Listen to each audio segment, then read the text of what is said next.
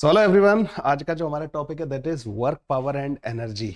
आज हम work power energy बिल्कुल बेसिक से स्टार्ट करेंगे और नीट के पॉइंट ऑफ व्यू से या जेई के पॉइंट ऑफ व्यू से this topic is very very important because ये एक तरीके से बेस टॉपिक है। आप ये देखोगे कि आप फिजिक्स के ऑलमोस्ट हर टॉपिक में काइनेमेटिक्स के फंडे देखोगे तो काइनेमेटिक्स भी आप लोगों को हर जगह देखने को मिलता है। न्यूटन्स लॉज ऑफ मोशन मतलब फोर्सेस वाली इक्वेशन, फोर्स का equilibrium, F equal to M A वाली इक्वेशन। तो अब तक हम लोगों ने जितने टॉपिक पढ़े काइनेमेटिक्स और एनएलएम फ्रिक्शन, उसके साथ साथ ये टॉपिक और कहाँ तक अप टू रोटेशन तक। तो ये मैकेनिक्स बेसिकली फिजिक्स की फिजिक्स का एक तरीके से बेस कंसिडर की जाती है ना। तो ये जो टॉपिक है इसकी भी उतनी ही इंपॉर्टेंस है जितना अब तक हम लोग पीछे पढ़ते आए हैं। और छोटा टॉपिक है तो छोटे टॉपिक अगर इक्वली इंपॉर्टेंट है तो हमारे लिए ज़्यादा इंपॉर्टेंट हो जाता है, ठीक है, क्योंकि छोटा टॉपिक इंपॉर्टेंस उतनी तो फिर तो बहुत अच्छे से करने की ज़रूरत होती है। तो इस वाले टॉपिक में हम ढेर सारे जितने ज़्यादा इलस्ट्रेशंस करेंगे उतना ज़्यादा हमें बेनिफिट होगा। इलस्ट्रेशंस का लेवल थोड़ा एक लेवल हम नीट से ऊपर रखेंगे जिससे कि नीट वाले क्वेश्चंस हमें रिलेटिवली ईजी लगे, है ना। सो स्टार्ट करते हैं टॉपिक जो है वर्क पावर एंड एनर्जी। सबसे पहले हम बात करेंगे वर्क के बारे में, ठीक है। सबसे पहला टॉपिक होगा हमारा वर्क। सो वर्क क्या होता है? अच्छा, जैसे इसका नाम है वर्क पावर एंड एनर्जी, हम पता है किस ऑर्डर में पढ़ेंगे? पहले वर्क पढ़ेंगे, फिर हम एनर्जी पढ़ेंगे और लास्ट में जाके हम पावर पढ़ेंगे, ठीक है। तो हमें इस ऑर्डर में इसको टॉपिक को कंप्लीट करते हैं। मुझे लगता है करीब करीब थ्योरी कंप्लीट कराने में हमें 2 लेक्चर लग जाएंगे और एक लेक्चर हमारा एज यूजुअल जो प्रैक्टिस हम करते हैं एक हमारा प्रैक्टिस सेशन होगा, ठीक है। लेकिन कोई जल्दबाजी नहीं करनी है हमें ना, कोई किसी तरीके की जल्दबाजी हमें नहीं करनी। सो स्टार्ट करते हैं बच्चों। सबसे पहले पढ़ना स्टार्ट करते हैं व्हाट इज दिस वर्क। तो जो वर्क वाला जो पहला टर्म है ये क्या होता है, सो इसको सबसे पहले स्टार्ट करते हैं। सबसे पहला जैसे कि यहाँ पे मैंने तो बता दिया कि सबसे पहले हम बात करेंगे वर्क के बारे में। तो यहां पे सबसे पहले मैकेनिकल वर्क लिखा हुआ है, ठीक है। मैकेनिकल वर्क हम जो पढ़ेंगे ना बच्चों, वो हर टाइप के वर्क के बारे में बात नहीं करते, हम एक पर्टिकुलर टाइप के वर्क को पढ़ते हैं, that is the mechanical work. क्या डिफरेंस है इस मैकेनिकल वर्क में और नॉर्मल वर्क में?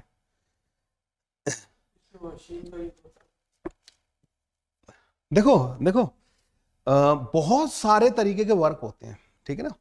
कई बार तो ऐसे वर्क होते हैं और उन वर्क को सारे वर्क को हम कैलकुलेट नहीं कर रहे होंगे, हम यहाँ पे कुछ पर्टिकुलर टाइप के वर्क को ही पढ़ रहे होते हैं। और उसकी खास बात पता है क्या है? जिन वर्क को हम पढ़ रहे हैं, हम इस चैप्टर में जो पढ़ेंगे, mechanical work is done when there is a displacement of the point of application of the force.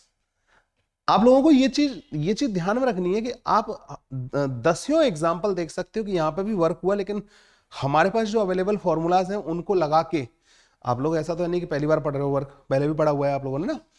आपके पास एक फॉर्मूला आता है जो आपको इस चैप्टर में पढ़ाया जाता है, आप उस फॉर्मूले को हर जगह नहीं लगा सकते। आप उस फॉर्मूले को हर जगह नहीं लगा सकते। आपकी मसल वर्क कर रही है, आप उनको कैलकुलेट नहीं कर सकते। आपका दिमाग काम कर रहा है, कहते हैं ना मेरे दिमाग काम करना बंद कर दिया है, मतलब पहले वो कर रहा था अब बंद कर दिया है। तो पहले कितना वर्क कर रहा था, क्या हम कैलकुलेट कर सकते हैं? क्या उस दिमाग जब काम कर रहा है उसमें कोई डिस्प्लेसमेंट हो रहा है दिमाग का? क्या जिस फोर्स से दिमाग काम कर रहा है, क्या हम उस फोर्स का पॉइंट ऑफ एप्लीकेशन का डिस्प्लेसमेंट देख सकते हैं? नहीं, we can not calculate that kind of work. तो हम काम वो भी है, तो दिमाग ने भी काम किया, हमारी मसल्स ने भी काम किया, हमारा हार्ट जो है बार बार ब्लड को पंप करता रहता है, वो भी कुछ वर्क कर रहा है। खैर उसमें फिर भी एक बार कैलकुलेट किया जा सकता है उस वर्क को, लेकिन हर एक टाइप के वर्क को हम कैलकुलेट करने के लिए हमारे पास फॉर्मूलाज हम इस चैप्टर में नहीं पढ़ने वाले। माना कि उनको कैलकुलेट करने के अदर वेज हैं, लेकिन इस चैप्टर में जो हम पढ़ने वाले हैं ना, वो बेसिकली क्या पढ़ने वाले हैं कि जो फोर्स लग रहा है, जिसका तुम वर्क कैलकुलेट करना चाहते हो, उस फोर्स की एप्लीकेशन के दौरान उस फोर्स का जो पॉइंट ऑफ एप्लीकेशन है, जिस जगह पे उस फोर्स को लगाया गया है, उस पॉइंट का अगर डिस्प्लेसमेंट हो रहा है तो हम वर्क को कैलकुलेट करेंगे। That's why this is called the mechanical work. तो हम इस चैप्टर में सिर्फ मैकेनिकल वर्क पढ़ेंगे जिसमें पॉइंट ऑफ एप्लीकेशन का डिस्प्लेसमेंट होगा तो ही वर्क होगा। अदरवाइज लगाते रहो तुम खड़े खड़े दिमाग, मैं पढ़ा रहा हूं तो मेरा दिमाग भी तो काम कर रहा है भाई, इस वर्क को तो कोई कैलकुलेट ही नहीं है हमारे पास, इसमें नहीं पढ़ते। बताओ तुमने कोई भी क्वेश्चन ऐसा किया हो कि बताओ कि राम या श्याम का नाम लेके और बोला कि उसके दिमाग ने 1 घंटा पेपर सॉल्व करने के दौरान कितना वर्क किया, कभी कैलकुलेट करते हैं? नहीं, because that is not part of our syllabus, और मतलब वो हमारे इस टॉपिक का पार्ट तो नहीं है कम से कम ना। That is not the type of mechanical work, ठीक है। तो मैकेनिकल वर्क कब होगा, जब भी फोर्स लग रहा होगा, उसका जो पॉइंट ऑफ एप्लीकेशन होगा, उसका अगर डिस्प्लेसमेंट होगा तो मैकेनिकल वर्क होगा। ठीक है ना, mechanical work is done when there is a displacement of the point of application of the force. ठीक है, तो ये तो मैकेनिकल वर्क का मतलब क्या हो गया, इंट्रोडक्शन हो गया। ठीक है, बड़ा बेसिक सा था। अब तुम कभी भी नहीं बोलोगे, ध्यान रखना कि जब भी वर्क पूछा है ना, तो तुम्हारे दिमाग में चलना चाहिए अरे ये फोर्स है और इसका डिस्प्लेसमेंट कहाँ हो रहा है, मतलब ना इसके पॉइंट ऑफ एप्लीकेशन का। ठीक है, डिस्प्लेसमेंट आपको चेक करना है कि हो रहा है नहीं हो रहा है। ठीक है, ऐसा भी हो सकता है कि डिस्प्लेसमेंट जीरो हो ओवर, मतलब एक क्लोज लूप पे घूम के आ गया वापस, लेकिन डिस्प्लेसमेंट हुआ ड्यूरिंग छोटे छोटे इंटरवल में भी हुआ, तभी वर्क हो सकता है। मतलब पॉइंट ऑफ एप्लीकेशन के डिस्प्लेसमेंट से जो एसोसिएटेड वर्क होते हैं ना, उन वर्क को हम इस चैप्टर में पढ़ेंगे। क्लियर है ये वाली बात, पहली लाइन बिल्कुल क्लियर है।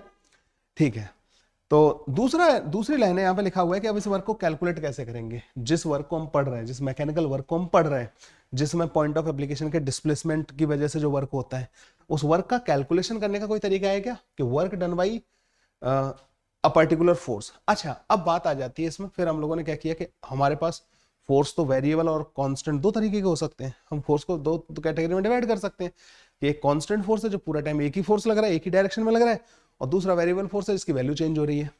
तो हमने क्या किया कि देखिए जी, ठीक है, आप फोर्स का वर्क कैलकुलेट करना चाहते हो तो आप इन फोर्सेस को दो कैटेगरी में डिवाइड कर लो। पहले कांस्टेंट फोर्स का वर्क फाइंड करना सीख लो, और फिर वेरिएबल फोर्सेस का वर्क अलग से फाइंड करना सीखेंगे। तो सबसे पहले हमने क्या किया, हमने work done by a constant force calculate करना पहले सीखा। ठीक है ना, तो उसका बहुत सिंपल सा फॉर्मूला है। मान लो एक पार्टिकल है, वो यहां पे था, ठीक है, और इस पार्टिकल पे लग रहा है फोर्स। ये इसकी इनिशियल पोजीशन थी, ठीक है, यहां पे था पार्टिकल, इनिशियल पोजीशन। अब ये बहुत बहुत छोटी छोटी बातें बताऊंगा यहां पे, लेकिन बड़ी ही काम की बातें होंगी यहां पे ना। यहां से ये पार्टिकल घूम घाम के पहुंच गया कहां पे, यहां पे, this is the final position. ठीक है, ये इसकी फाइनल पोजीशन हो गई। पार्टिकल जो है इस वाले रास्ते पे चल के यहां तक पहुंच गया। तो मुझे ये बताओ कि इसका डिस्प्लेसमेंट कितना होगा, और डिस्प्लेसमेंट कैसे डिफाइन होगा। तो तुम्हें पता होगा कि इनिशियल से फाइनल को ज्वाइन करता हुआ जो वेक्टर होता है वो डिस्प्लेसमेंट वेक्टर होता है। मान लो इस पे एक फोर्स लग रहा था, और वो फोर्स था बच्चों ऐसे पूरा टाइम ऊपर की तरफ, क्योंकि फोर्स कैसा था, कांस्टेंट। तो ये फोर्स पूरा टाइम ऊपर की तरफ लग रहा था। ठीक है, ये ऐसे करके लग रहा था। आप बोलोगे सर फोर्स जब तुम ऊपर लगा रहे हो तो ये ऐसे कैसे जाएगा, आपके दिमाग में आ सकता है ना कि फोर्स तो ऊपर की तरफ है। तो पहली बात, यहां पे ये जरूरी नहीं है कि ये अकेला ही फोर्स लग रहा है, और भी लग रहे होंगे, but we are not interested in those forces. हम सिर्फ इसको देख रहे हैं। हम किसी दूसरे को देखेंगे तब दूसरे की बात करेंगे। तो यहाँ पे ऐसा नहीं है कि सिर्फ ये वाला फोर्स है जो मोशन करा रहा है। ठीक है ना भाई, ये वाली बात समझ में आ गई। पर हम इसी के वर्क में इंटरेस्टेड है ओनली। अभी हम इसका वर्क चाहते हैं, फिर हम दूसरे का पता करेंगे, हम तीसरे का पता करेंगे, और हम सबका इकट्ठा करके सारे फोर्सेस का नेटवर्क पता कर लेंगे। ठीक है ना, तो हम जो पार्टिकल की मोशन हो रही है ना, that is because of other forces as well. लेकिन इस फोर्स का वर्क उन अदर फोर्सेस पे डिपेंड नहीं करेगा। इस फोर्स का वर्क इस बात पे डिपेंड करेगा कि ये पार्टिकल किधर डिस्प्लेस हुआ, और ये फोर्स कांस्टेंट है। ठीक है, तो ये बात समझ में आई कि ऐसे पाथ पे जा सकता है, मतलब ना कहीं भी जा सकता है, और भी फोर्स हो सकते हैं। ठीक है, तो ये पार्टिकल इधर गया, ये इस पार्टिकल के का डिस्प्लेसमेंट कहलाएगा। मान लो इस डिस्प्लेसमेंट और इस फोर्स के बीच का एंगल क्या है, थीटा के बराबर है। तो इन्होंने कांस्टेंट फोर्स के लिए वर्क को डिफाइन किया है। उन्होंने एक फॉर्मूला दे दिया हमें साइंटिस्ट लोगों ने ना, कि भैया ऐसा है, तुम्हें वर्क जब भी कैलकुलेट करना है ना किसी एक फोर्स का, मैं फिर बोल रहा हूं, एक बात रिपीट कर रहा हूं, ये अकेला फोर्स लग रहा हो ये जरूरी नहीं है। ठीक है, इस पर और भी लग रहे होंगे, लेकिन हम एक एक करके सबका वर्क अलग अलग कैलकुलेट कर सकते हैं, और बाद में उसको जोड़ के टोटल वर्क कैलकुलेट कर सकते हैं। तो अभी इस पे कौन से और फोर्स लग रहे हैं मुझे उनमें इंटरेस्ट नहीं है, मैं ओनली इस वाले फोर्स में इंटरेस्टेड हूं। तो मैंने कहा कि इस वाले फोर्स का जो वर्क है वो कितना आएगा, तो हमारे पास एक फॉर्मूला दिया है कि work done by this constant force over the displacement S is given as F dot S. तो एफ डॉट एस को हम क्या लिख सकते हैं, ये क्या डॉट प्रोडक्ट है, तो वर्क को लिख सकते हैं एफ एस कॉस थीटा के बराबर। थीटा क्या है, theta is the angle between F vector and S vector. S vector is the displacement of the point of application of the force. ये ध्यान रखना, इस लाइन को ना मैं बार बार बोल रहा हूं, it is the displacement of point of application of the force. ठीक है ना, और ये आ जाएगा हमारे पास work is equal to F S cos theta के बराबर आ जाएगा। फिर हम इसको क्या करते हैं कि इस वर्क को ना हम ऐसे भी लिख सकते हैं, तुम फिर लेट आई हो आज ना, और काफी लेट हो, पूरा मोमेंटम खराब हो जाएगा तुम्हारा। मुझे नहीं, मुझे दिक्कत है ना, टाइम पे आया करो। चलो, अ, मैंने अभी पढ़ाया है मैकेनिकल वर्क क्या होता है, ठीक है। बेसिकली बस थोड़ा सा रिपीट कर देता हूँ, यश इसको कट कर देना, ठीक है। मैं तुम्हारे लिए रिपीट कर रहा हूँ। मैकेनिकल वर्क, वैसे वर्क बहुत टाइप के होते हैं, ठीक है। जैसे मेंटल वर्क भी होता है, हमारा दिमाग भी तो काम करता है, हम पढ़ते हैं तो। क्या तुमने कभी कोई ऐसा फॉर्मूला पढ़ा है जिसमें मेंटल वर्क को तुम कैलकुलेट कर सको? तुम लोग नोट कर लो रे, ऐसा कोई फॉर्मूला नहीं है। जबकि फिजिक्स में तुम वर्क तो कैलकुलेट कर रहे हैं, तो दिमाग का काम क्यों नहीं कैलकुलेट कर सकते हम?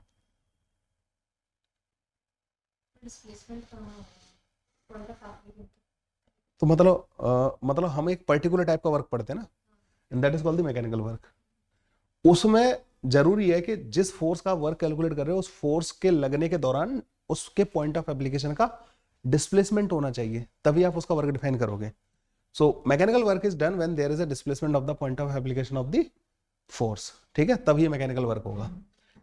तो हर एक वर्क को नहीं पढ़ सकते हम लोग ना, मसल्स का, हमारी मसल कितनी वर्क कर रही है उनको नहीं हम कैलकुलेट कर सकते, माइंड कितना वर्क कर रहा है हम उसको कैलकुलेट नहीं कर सकते, ठीक है ना।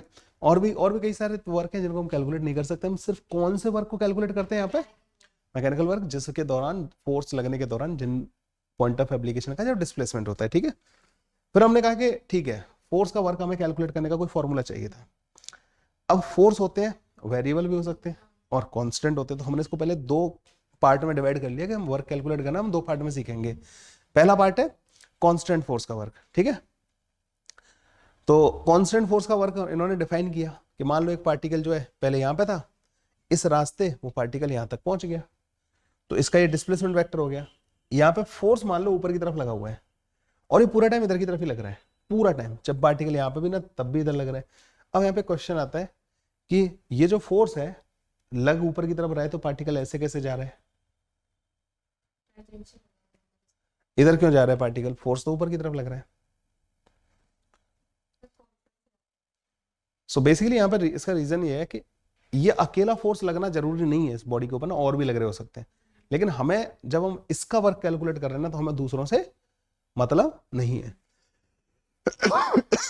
ठीक है, तो हम सिर्फ इसी को देखेंगे। तो ये मोशन जो है ना, वो सिर्फ इसकी वजह से नहीं, और भी फोर्सेस की वजह से, लेकिन हम वर्क इसका कैलकुलेट कर रहे हैं, तो हम सिर्फ इसी फोर्स को देखेंगे, हमें उनसे मतलब नहीं है। अब इसका ये रास्ता था, फाइनल पोजीशन ये हो गई, इनिशियली हो गई, डिस्प्लेसमेंट वेक्टर हो गया, और यहां से एफ डॉट एस करके सॉरी एफ डॉट एस करके इन्होंने वर्क को डिफाइन कर दिया, ठीक है। तो वर्क आ जाएगा हमारे पास एफ एस कॉस थीटा के बराबर, ठीक है। और theta is the angle between force vector and displacement vector, यहां तक हम लोगों ने पढ़ लिया था, ठीक है। S is the displacement of the point of application of the force, ठीक है। अब यहां से स्टार्ट करते हैं, ठीक है भाई। तो ये जो वर्क आया ना हमारे पास, हम इसको पता क्या कर सकते हैं? हम एस कॉस थीटा को एक ब्रैकेट में लिख लें। एस कॉस थीटा को ब्रैकेट में लिखने से ही क्या हो गया? एस कॉस थीटा क्या है? इस डिस्प्लेसमेंट का फोर्स के अलोंग कंपोनेंट, ठीक है। तो आप ऐसे भी लिख सकते हो वर्क को कि force into component of the displacement along the force, ठीक है ना, ऐसे करके भी लिख सकते हो। या वर्क को ऐसे लिख सकते हो, अगर एफ कॉस थीटा को एक साथ कर लो और एस को अलग कर लो, एफ कॉस थीटा क्या हो गया? एफ इधर की तरफ था, उसका इधर वाला कंपोनेंट, ठीक है। तो component of the force along displacement into displacement is the work. तो इस तरीके से कांस्टेंट फोर्स का वर्क जो है डिफाइन किया जाता है, ठीक है। तो मैकेनिकल वर्क और कांस्टेंट फोर्स का वर्क, क्या ये बात एकदम छप गई दिमाग में? ओके, नोट कर लो जल्दी से, कर लिया भाई, नोट कर लिया पूरा, छापो, छापना है सबको। हाँ लिखो स्टार्टिंग से मैकेनिकल वर्क, क्वेश्चंस भी नोट करने हैं आप लोगों को ना, तभी बेनिफिशियल होंगी क्लासेस, कनेक्ट कर पाओगे तुम क्लासेस से ना, कुछ किया हमने।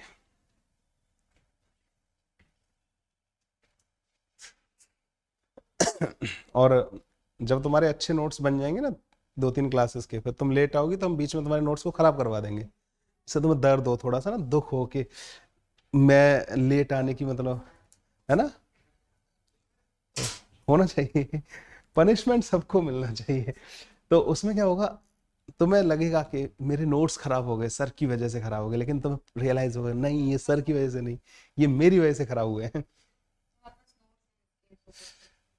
लेकिन तुमने इतनी मेहनत से, जो मैं तुम्हें बनवाऊंगा ना अभी अभी, जो तुम बनाओगी मेहनत से, फिर वो खराब करवाऊंगा मैं मेहनत से। अच्छे से लिखना, राइटिंग खराब नहीं आनी चाहिए, वैसे तो अच्छी है ही राइटिंग तुम्हारी।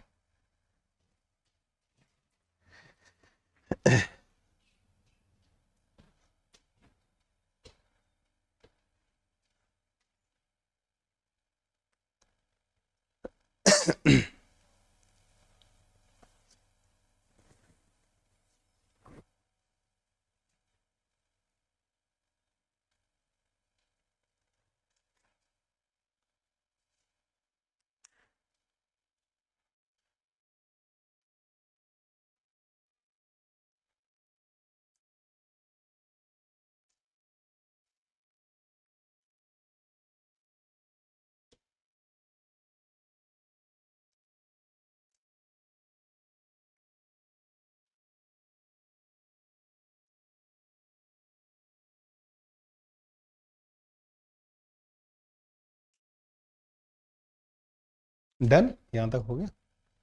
लिख लो लिख लो, आराम से लिखो।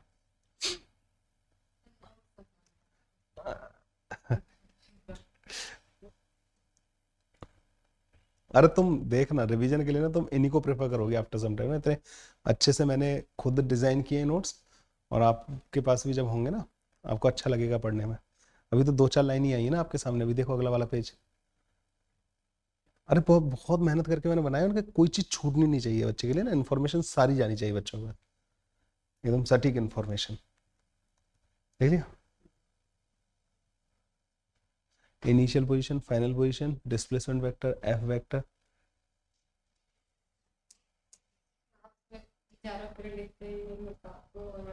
अरे इससे बहुत अच्छा रहेगा, हाथ में ब्लड सर्कुलेशन बना रहेगा, नहीं तो हाथ सोएगा फिर ऊपर।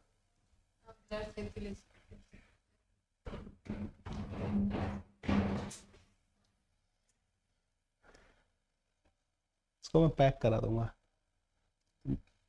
कुछ दिन में।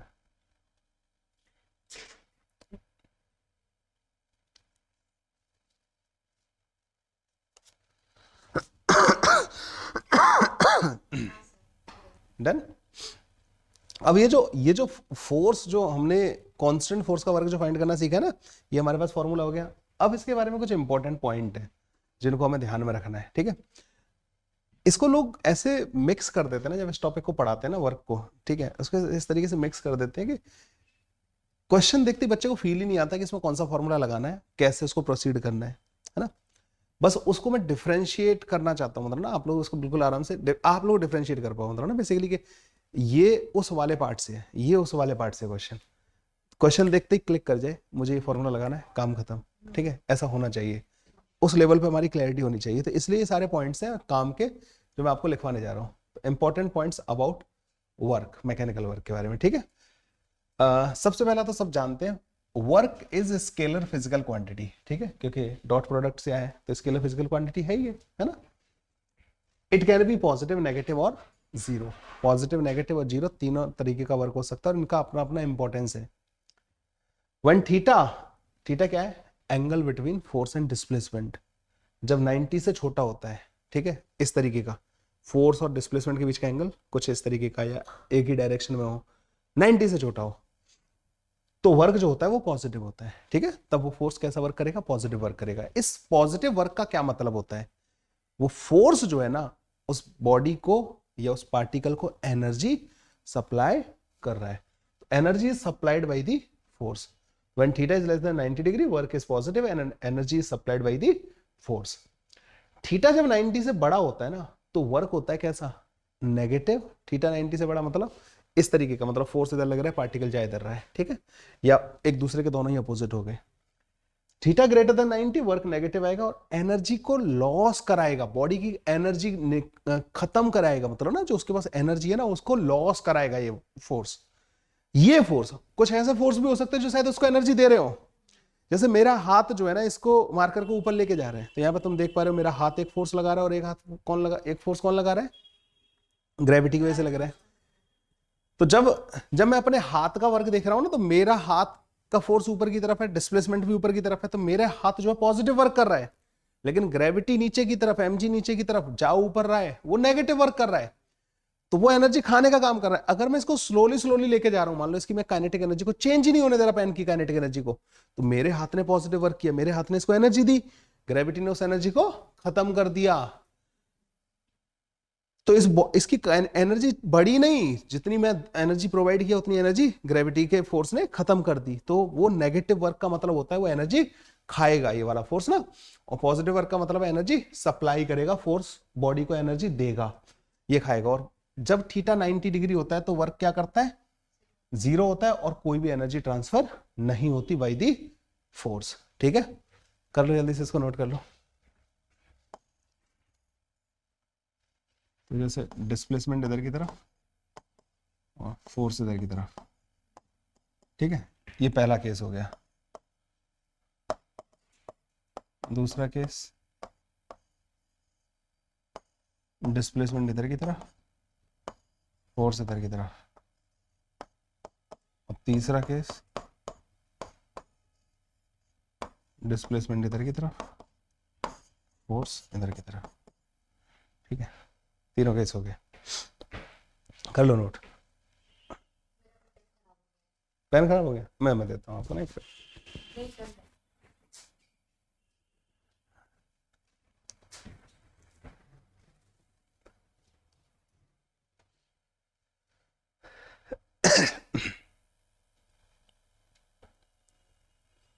थोड़ी देर बाद तुम खुद कहोगे कि सर बहुत अच्छा किया आपने, अच्छे नोट्स बनवा दिए, इसको लिख लो, ये मुझे पता है, ये तो मैं आता है ऑलरेडी, है ना। अभी यहाँ तक लिखना है अभी ना, ठीक है, 3 पॉइंट लिख लो, फिर मैं एक एक करके बताता जाऊँ, एक एक पॉइंट लिखते जाना। इन पॉइंट्स का अब तुमसे पूछता जाऊंगा, तुम्हें तो आते हैं सारे पॉइंट्स, ये जो है ना, तो मुझे बताते जाना कि किसका क्या मतलब है।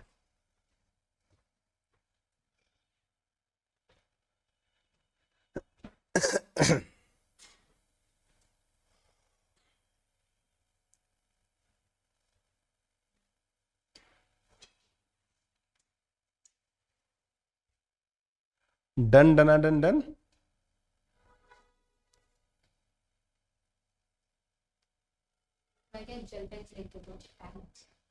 हाँ आराम से लिखो, मेरे पास बहुत टाइम है।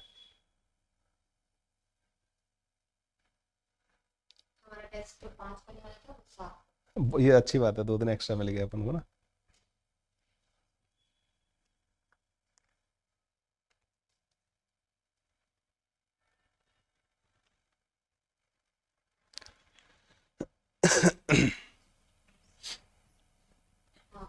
डन।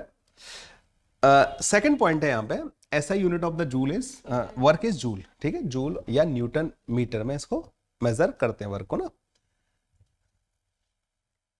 अगला पॉइंट है third point, work is defined in a time interval only. What is the meaning of this third point, या सिग्निफिकेंस क्या है इसका।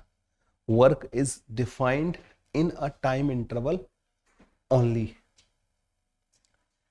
कभी भी इंस्टेंटेनियस वर्क नाम की चीज नहीं होती, क्यों नहीं होता। यस, डिस्प्लेसमेंट एक इंटरवल में होता है, मतलब ना, चाहे वो इंटरवल छोटा हो, dt इंटरवल में भी चलेगा, लेकिन वो हमेशा एक इंटरवल लिया जाएगा, चाहे वो कितना भी छोटा हो सकता है, कितना भी बड़ा हो सकता है, क्योंकि तभी डिस्प्लेसमेंट आप डिफाइन कर सकते हो। डिस्प्लेसमेंट होगा तो आप वर्क डिफाइन करोगे तो हमेशा एक इंटरवल में ही डिफाइन करोगे, छोटा या बड़ा कुछ भी हो। वेरी गुड, ये तो अच्छा है। ठीक है, work is independent of type of motion. Sir मतलब अगर वो बॉडी सर्कुलर मोशन कर रही है, स्ट्रेट मोशन कर रही है, बट अगर वो डिस्प्लेसमेंट कवर कर रही है तो पर मतलब दोनों की आएगी, किसी की जीरो, मतलब उससे टाइम पे डिपेंड करेगा। इससे टाइम मोशन को भी सब वर्क तो मतलब जैसा डिस्प्लेसमेंट होगा वैसे वर्क होगा। नहीं, मतलब शायद तुम उसी डायरेक्शन में जा रही हो। द थिंग इज कि टाइप ऑफ मोशन का मतलब है कि कोई भी डिस्प्लेसमेंट स्लो हुआ या फास्ट हुआ, स्लो या फास्ट, है ना। बेसिकली जैसे मैंने पिछला वाला जो डायग्राम बनाया था ना, उसी डायग्राम पे आते हैं। मान लो ये यहां से यहां तक 1 सेकंड के अंदर पहुंच गया, इस वाले फोर्स का वर्क जो है एफ एस कॉस थीटा के बराबर आएगा। ये 10 दिन के अंदर पहुंचे यहाँ पे, still the work will be same for that interval. ठीक है, इनिशियल और फाइनल पोजीशन जब तक सेम है ना, जब तक डिस्प्लेसमेंट सेम है, कांस्टेंट फोर्स का वर्क टाइप पे डिपेंड नहीं करेगा, कितना टाइम लगा, टाइम से लेना देना नहीं है उसको ना, वर्क को टाइप ऑफ मोशन से कोई लेना देना नहीं है। ठीक है, ये होता है इसका मतलब। ठीक है, ओके। नेक्स्ट पॉइंट है यहाँ पे, वर्क इज फ्रेम डिपेंडेंट। हाँ सर, फ्रेम पे डिपेंड नहीं करता, फ्रेम पे डिपेंड करता है। जैसे एक आदमी है, उसके पास है एक बैग है, लेफ्ट में एक बैग है, तो अगर हम मैन के रेस्पेक्ट में देखें तो जो मैन है वो जीरो का उठाना है, अगर हम ग्राउंड के रेस्पेक्ट में तो वो एक नॉन जीरो वर्क करेगा, तो इससे फ्रेम बिल्कुल सही बताया आपने। बेसिकली डिस्प्लेसमेंट जो होता है ना, वो ऑब्जर्वर डिपेंडेंट होता है। ठीक है ना, क्योंकि वेलोसिटी ऑब्जर्वर डिपेंड करेगी, तो उससे डिस्प्लेसमेंट भी ऑब्जर्वर डिपेंडेंट आएगा। तो डिस्प्लेसमेंट ऑब्जर्वर डिपेंडेंट है, तो वर्क में डिस्प्लेसमेंट वाला टर्म आ ही रहा है।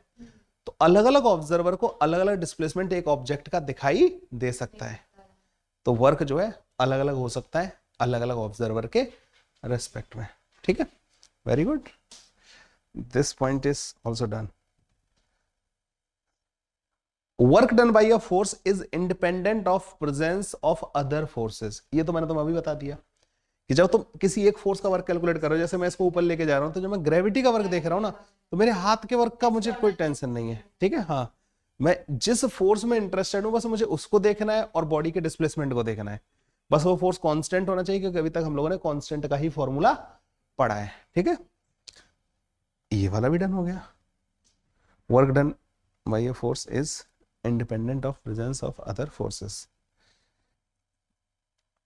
नेक्स्ट पॉइंट है, by doing work we can change kinetic energy of the system.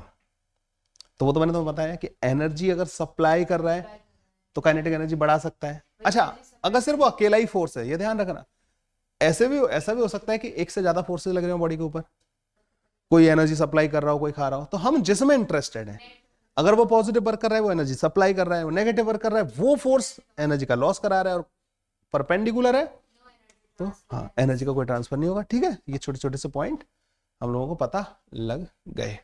तो अभी तक हम लोगों ने बहुत ही लिमिटेड पढ़ा है, अभी तक हमने सिर्फ एक कांस्टेंट फोर्स का वर्क फाइंड करना सीखा है। ठीक है ना, एक फोर्स का वर्क फाइंड करना सीखा है अभी तक हम लोगों ने। अच्छा, एक से ज्यादा कांस्टेंट फोर्स लग रहे होंगे तो हम उनका सबका अलग अलग कैलकुलेट कर लेंगे, और हमसे कोई कहे कि टोटल कितना वर्क हुआ, तो फिर हम सबको ऐड कर देंगे, विद साइन ऐड करेंगे प्लस या माइनस का। तो ऐसा भी हो सकता है कि more than one constant force हो, हम उनका वर्क भी कैलकुलेट कर सकेंगे। ठीक है ना। अच्छा, मोर देन वन फोर्सेस का जो कॉन्सेप्ट है, पहले मैं देखता हूं। अच्छा, मोर देन वन लिखना है, हाँ लिख लो। नहीं नहीं नहीं नहीं, लिखना है, अरे लिखना तो है, इससे तो तुम्हें एकदम कॉन्सेप्ट रट जाएंगे। डन। हाँ नहीं, वो मुझे पता है आपका ना, आपने 11th में किया था, आपने 12th में किया था, और अब आप एक और बार 12th के एंड में।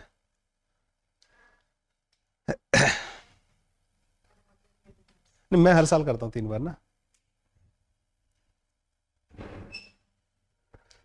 आपकी और मेरी हालत एक जैसी है ना, मैं भी तो मल्टीपल टाइम यही काम कर चुका हूँ। अरे टिक नहीं लगाना, ये मैंने पूरा लिखने से पहले दिया है उसको, मैंने खुद लिखा है, वहां पेपर पड़े हुए हैं। ठीक है, ओके। अच्छा, work done by multiple constant forces on a body. ठीक है, तो कैसे करेंगे उसको, ये एक्चुअली इसको ऐड करना भूल गया मैं उस टाइम पे ना। Work done by multiple forces, multiple constant, अभी हम कांस्टेंट के बारे में बात कर रहे हैं। ठीक है, फोर्सेस।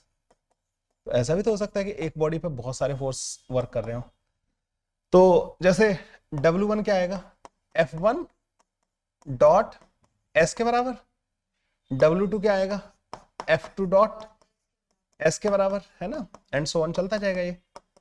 तो जो सारे के सारे जो फोर्स होंगे उनका वर्क क्या आएगा फिर हमारे पास, F1 डॉट S प्लस का F2 डॉट S। इससे एक बहुत मस्त कॉन्सेप्ट निकल के आएगा। ठीक है, तो वर्क क्या आ जाएगा हमारे पास, हम देखो ये F1 और F2 सबको एक साथ इकट्ठा कर सकते हैं। ठीक है, इनको इकट्ठा किया मैंने और डॉट कर दिया S, और देखो ये क्या बन जाएगा, नेट फोर्स, नेट फोर्स, उन सबका रिजल्टेंट लिखो और डॉट कर दो उसका एस के साथ, ठीक है।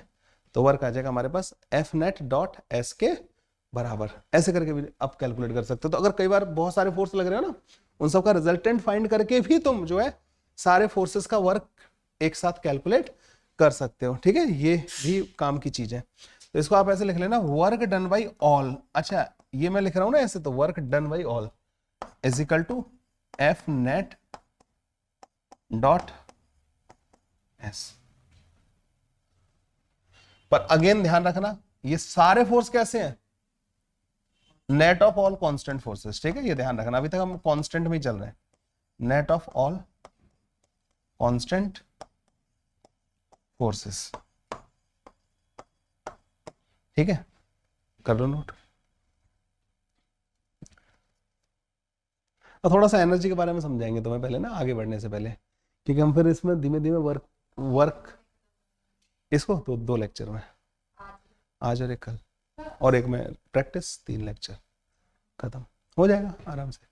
आज मैं इसकी कांस्टेंट की और वेरिएबल का वर्क फाइंड करना सिखा दूंगा तुम्हें, और अगले बार work energy theorem for the system, power. लिख ले भाई, हो गया। नोट करियो, मैं पक्का पूरा लिखना है, वहां तक लिखा है ना, हाँ चल ठीक है। एनर्जी जो होती है ना, मैं बार बार एक टर्म यूज करता जा रहा हूँ कि it can change the energy of the particle. Energy तो मतलब उसको भी पढ़ ले, नहीं तो फिर बाद में परेशान करेगी, कहेगी कि भाई तू पढ़ाया है नहीं, हमें जानता कोई है नहीं और हमारे बारे में तुम बात किए जा रहे हो, है ना, वो भी नहीं चाहिए हमें। एक बात बताओ कि किसी एक पार्टिकल के पास कौन कौन सी एनर्जी हो सकती है? पार्टिकल के पास, particle, only particle is the system, only particle के पास कितनी एनर्जी हो सकती है, क्या क्या हो सकता है?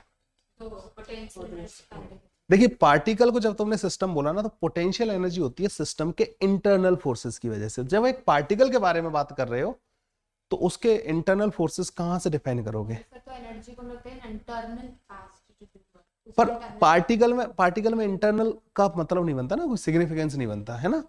तो पार्टिकल के लिए ना, पार्टिकल के पास सिर्फ क्या हो सकता है? Kinetic energy. तो जब तुम बोल रहे हो ना कि it can change the kinetic energy of the particle, मतलब उसके पास वही हो सकती है, हाफ mv² ही हो सकती है बस। हाँ, अगर आपने उस पार्टिकल का अर्थ के साथ सिस्टम मान लिया तो अर्थ और पार्टिकल की ग्रेविटेशनल पोटेंशियल एनर्जी हो जाएगी। पार्टिकल का किसी और पार्टिकल के साथ तुमने सिस्टम मान लिया तो उनका इंटरेक्शन की वजह से पोटेंशियल एनर्जी आएगी।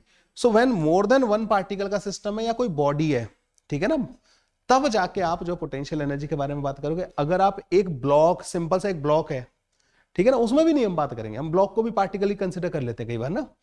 तो सिंपल सा एक ब्लॉक है या एक ही पार्टिकल है, तो हम उसकी सिर्फ क्या लिखेंगे? Kinetic energy. उसके बाद सिर्फ काइनेटिक एनर्जी होगी। तो जब भी कोई बोले ना कि इसकी एनर्जी चेंज हो रही है पार्टिकल की, मतलब काइनेटिक एनर्जी, ठीक है। अनटिल और अनलेस वो सामने वाला मुझे और थोड़ा सा क्लियर ना करे कि वहां पे पोटेंशियल कंसीडर करनी है या नहीं करनी है। समझ में आया भाई? तो अभी तक हम पोटेंशियल और पोटेंशियल तक नहीं गए, अभी तक हम सिर्फ एक बॉडी है और उसी पे हम लगने वाले फोर्सेस इंटरनल में हम जा ही नहीं रहे, ठीक है। ओके, तो energy of a particle can have only kinetic energy, और काइनेटिक एनर्जी हाफ mv² के बराबर होती है, और ये नॉन नेगेटिव होती है, ठीक है। इसमें और है नहीं, हाँ, it can be 0 as well. 0 is not positive. Non negative बोलना ज्यादा सही रहेगा। नॉन नेगेटिव मतलब नेगेटिव वाली चीजें एक्सक्लूड हो गई, और ठीक है, it is a non negative और फ्रेम डिपेंडेंट होती है। काइनेटिक एनर्जी फ्रेम पे डिपेंड करेगी। दिस इज फ्रेम डिपेंडेंट, नहीं काइनेटिक एनर्जी वो वर्क था, ये वो एनर्जी है, ठीक है ना। तो इसमें कोई इंटरनल फोर्स नहीं होते, इसलिए यहाँ पर कोई पोटेंशियल एनर्जी डिफाइन नहीं करते हम एक पार्टिकल के लिए।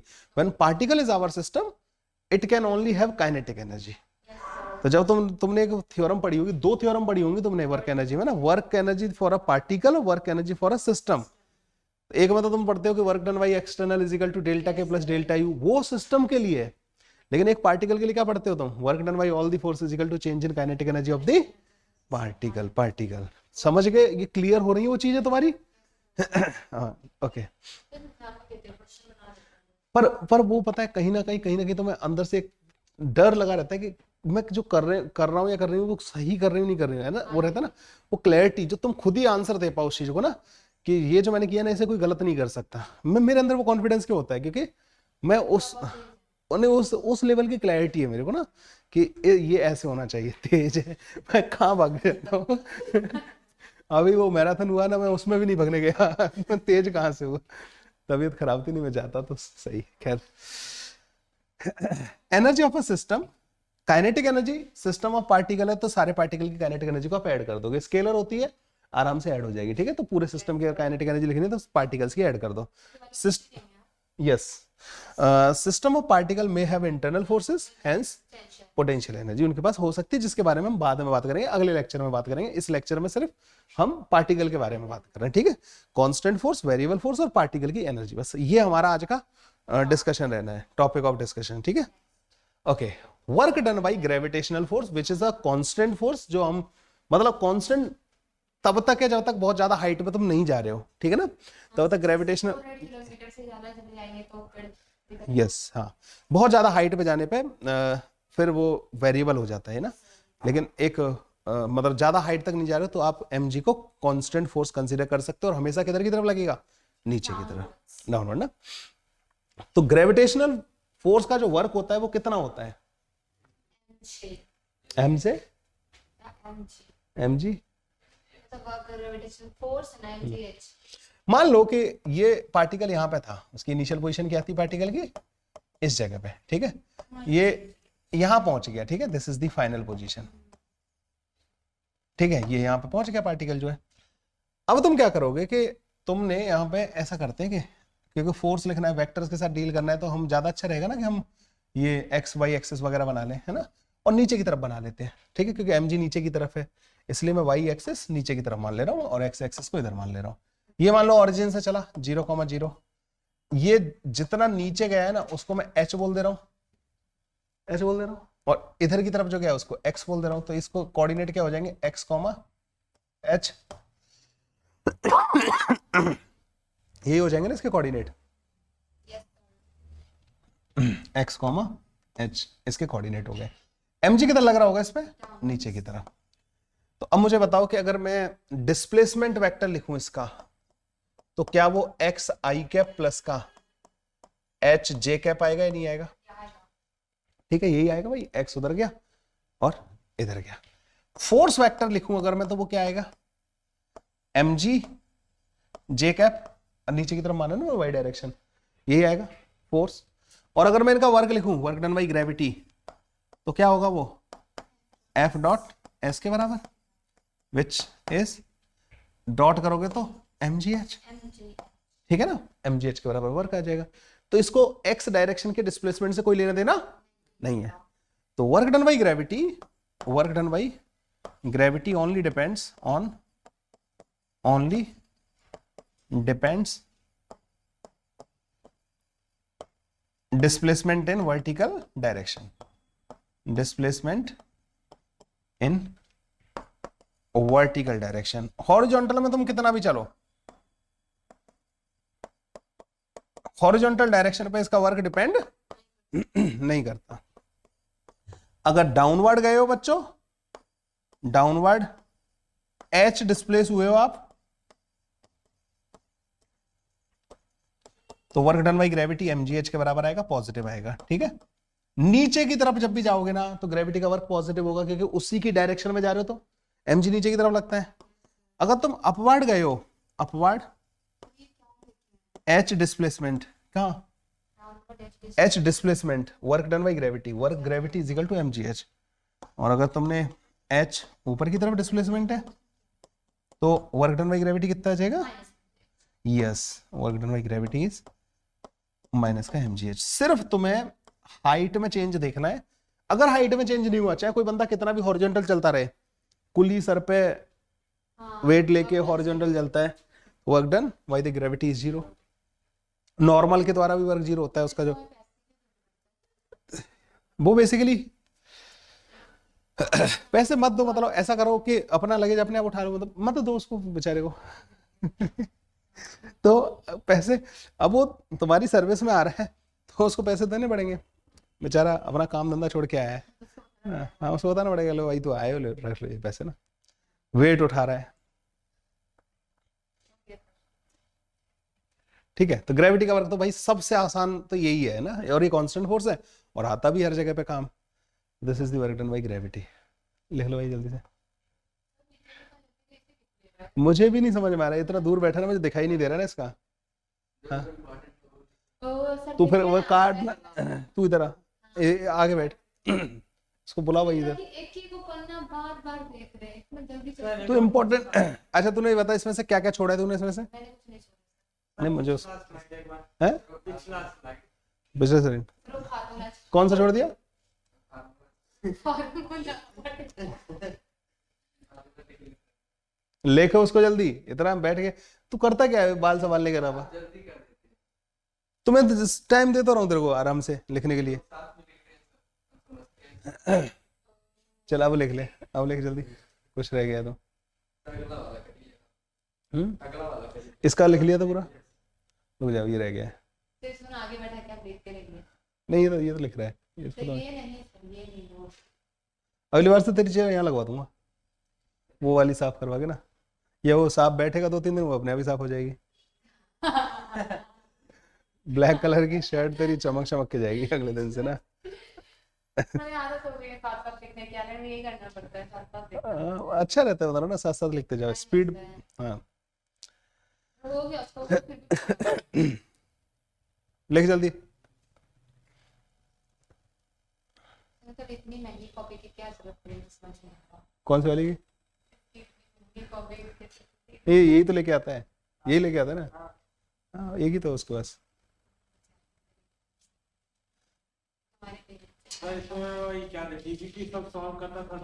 हाँ उसी उसी कॉपी में आगे कंटिन्यू कर लिया उसने। एक साल में ये तो 100-200 हुआ भाई तेरा, जल्दी कर। वर्क डन बाय ग्रेविटी, कितना बदमाश है, सर जब ये दिख रहा था ये बैठ के अपना बांस संभाल रहा था अभी। है ना। हाँ सही, अच्छा किया तुमने, मेरी निगाह चली गई इसके ऊपर। क्योंकि सर मैं सर मतलब आज 4-4 क्लास लिखती हूँ सर, ब्रेक में लिखती हूँ मैं अभी। तुम तो अलग ही हो मतलब ना, तुम क्यों कंपेयर करती हो? तुम तो सर ये हमें तेज बोल रहे हैं, मैं आपको तेज बोल रही हूँ, तो उल्टा ही तो। हाँ सर तो बहुत। so this is the first question.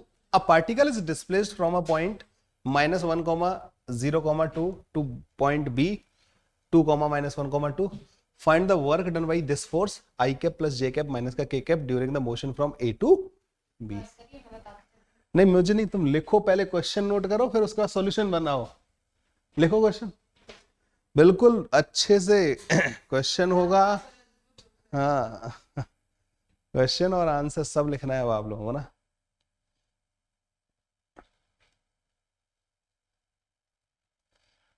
बस इस क्लास में टाइम से बस इस चीज का होगा कि मैं नहीं लिख रहा हूं, इसलिए तुम तो लिखोगे, उसका टाइम लगेगा।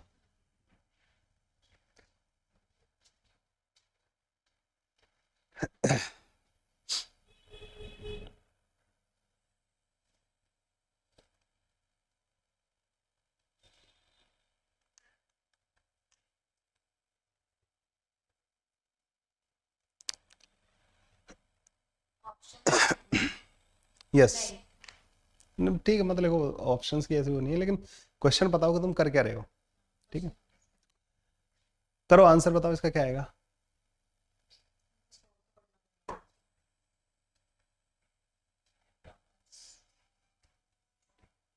कैसे करेंगे भाई सॉल्व?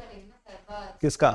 देखिए इतना आंसर कर दीजिए, करो करो करो करो, अरे तुम करो तो सही, मुझे आंसर बताओ इसमें से ना, ABCD में से आंसर क्या आएगा? नहीं सॉल्व करके। नहीं सर, ठीक है मुझे ना कुछ तो मतलब मेरा 0 आ रहा है उधर, तो मेरा 0 आ रहा है सर। नहीं नहीं नहीं नहीं 0 पे थोड़ी आएगा, रुकिए ना मैं बता रहा हूँ। सी वाला ऑप्शन आ रहा है।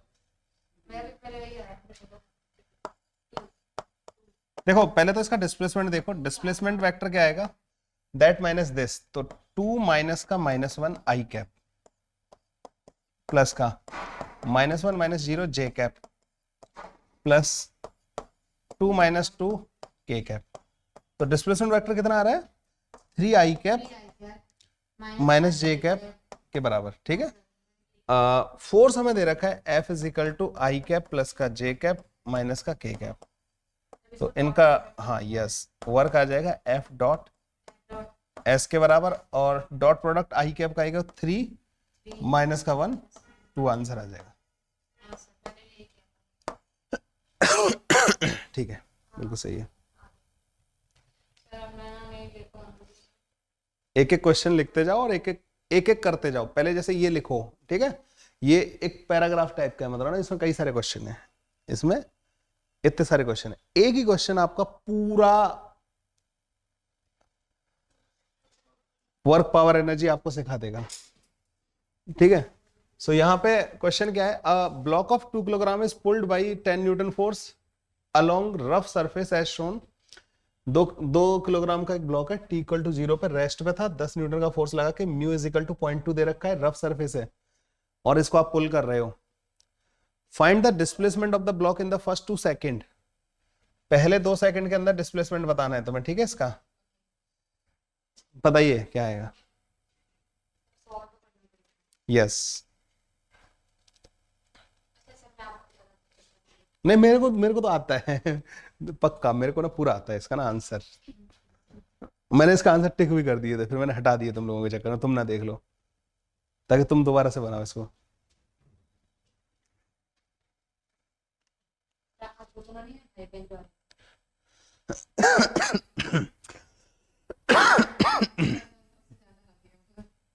पता नहीं सब यार, वो वीडियो देखेगा अगर देख, मेरे को फॉलो तो करते ही ना वो उस पर यूट्यूब पे, तो वो देखेगा, फिर तुम जो बोल रही हो वो सुनेगा, फिर वो तुमसे लड़ने आएगा, फिर क्या करोगी। ओ यश काट देना भाई इसको ना, और इसकी आवाज तो पूरी काट देना।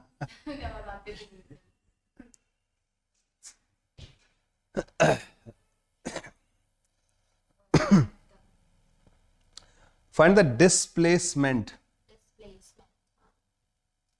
गलत है ना इस PLSE और block in the first 2 second. पहले 2 सेकंड में इसका डिस्प्लेसमेंट कितना आएगा, बताओ कितना आ रहा है। मतलब काइनेमेटिक्स लगेगी ना यहाँ पे, इसमें काइनेमेटिक्स लगेगी, बताओ कितना आ रहा है।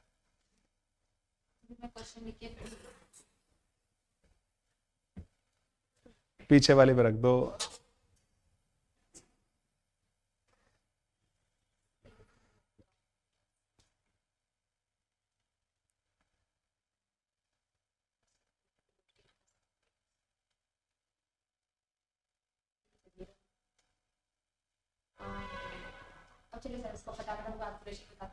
बताओ बताओ बताओ जल्दी बताओ।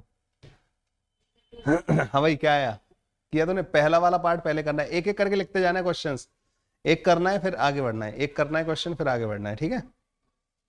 2 से तो ज्यादा है।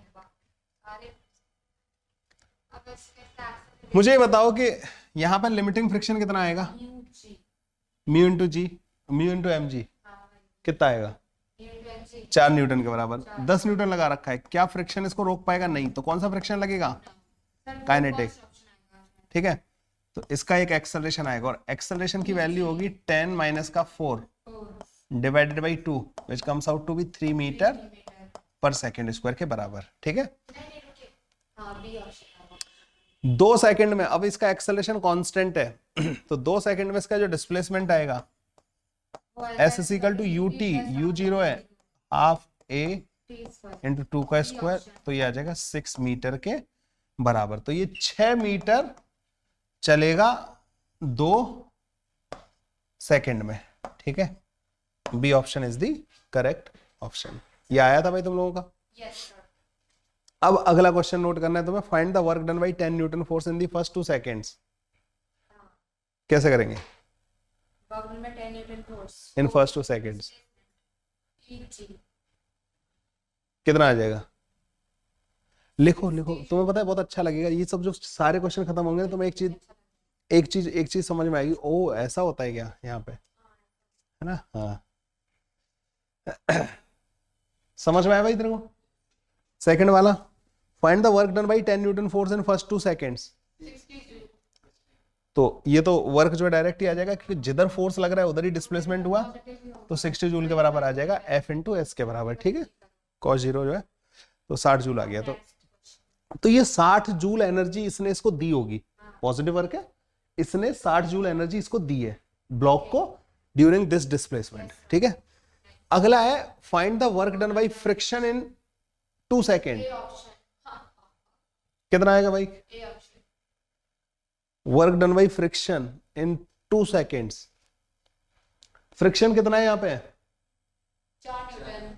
किधर की तरफ है? पीछे की तरफ। डिस्प्लेसमेंट किधर है? पॉजिटिव। एंगल कितना आ जाएगा डिस्प्लेसमेंट और उसके बीच में? 180। अरे डिस्प्लेसमेंट उधर, फोर्स इधर, 180। cos 180 कितना होता है? -1 के बराबर। तो वर्क कितना आएगा? Force into displacement into minus का 1, तो माइनस का 24 जूल के बराबर, ठीक है। तो work done by friction in first 2 second will be minus का 24 जूल। ये 24 जो जूल एनर्जी है ये फ्रिक्शन ने खाई होगी, मतलब खत्म की होगी ब्लॉक की। भाई 10 न्यूटन ने 60 जूल एनर्जी दी, फ्रिक्शन ने 24 जूल एनर्जी निकाल दी, नेगेटिव वर्क कर दिया, खत्म कर दी उसकी। ब्लॉक के पास कितनी एनर्जी बची? 36। 60 माइनस का 24, 36 जूल अभी भी है। और कोई फोर्स लग रहा है क्या ब्लॉक के ऊपर? ग्रेविटेशनल लग रहा है, नॉर्मल लग रहा है। There are total 4 forces acting on this block. अगर आपसे बोलूं कि ग्रेविटी और नॉर्मल का वर्क कितना होगा?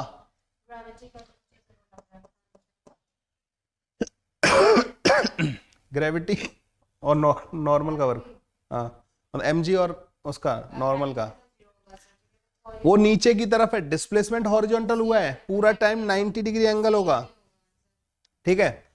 और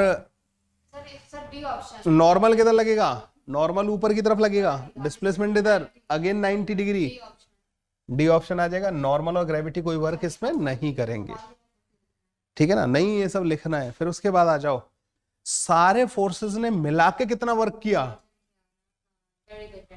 60 माइनस का 24 कितना आ जाएगा? कितना आएगा? कितना होता है? 36 जूल, यस 36 जूल, ठीक है। 36 जूल टोटल वर्क हुआ है।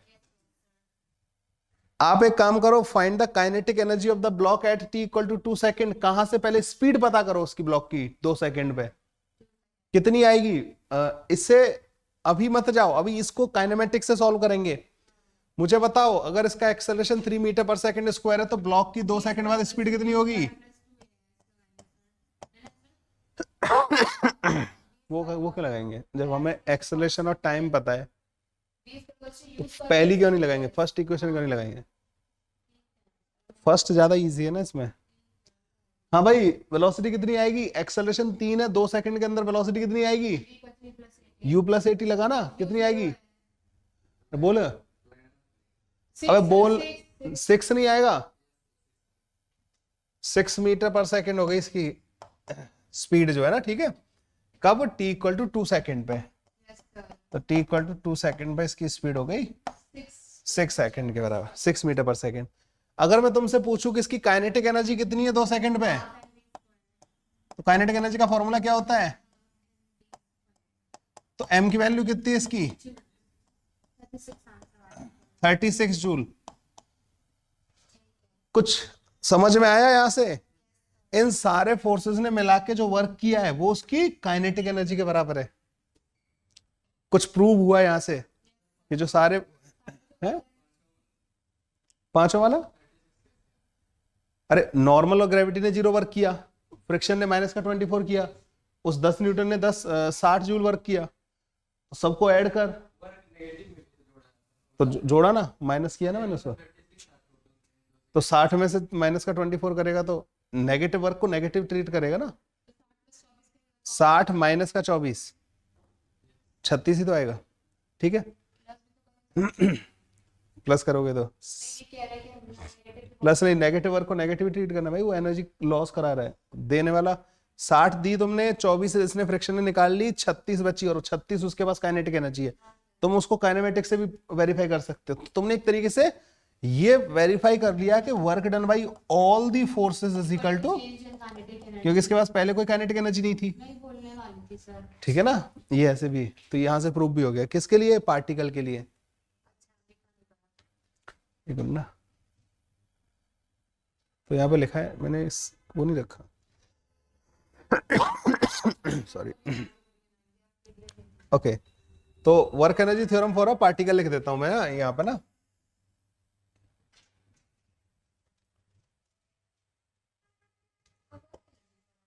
यस, सिस्टम के लिए work energy theorem, potential energy और वो सब कल होगा फॉर पार्टिकल। तो पार्टिकल के ऊपर जो सारे फोर्स लग रहे होते हैं ना, work done by all the forces, work done by all the forces is equal to change in kinetic energy. ठीक है, तो work done by all the forces equal to change in kinetic energy delta के।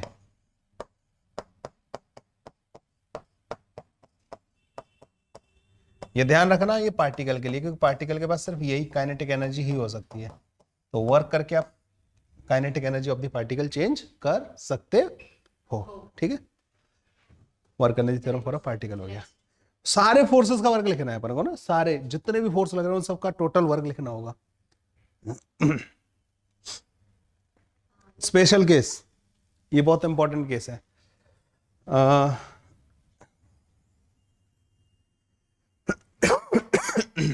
पता नहीं इससे diagram नहीं बनाया, लेकिन मैंने दिया था डायग्राम। तो मान लो ये देखो, ये वैसे वैसे पता क्या है कि ये हमारे उसमें ना जेई में मतलब बहुत इंपॉर्टेंट केस है, लेकिन इसका रिजल्ट अगर याद रखते हो तो ये आपके कई सारे क्वेश्चंस को बहुत आसान कर देगा, है ना।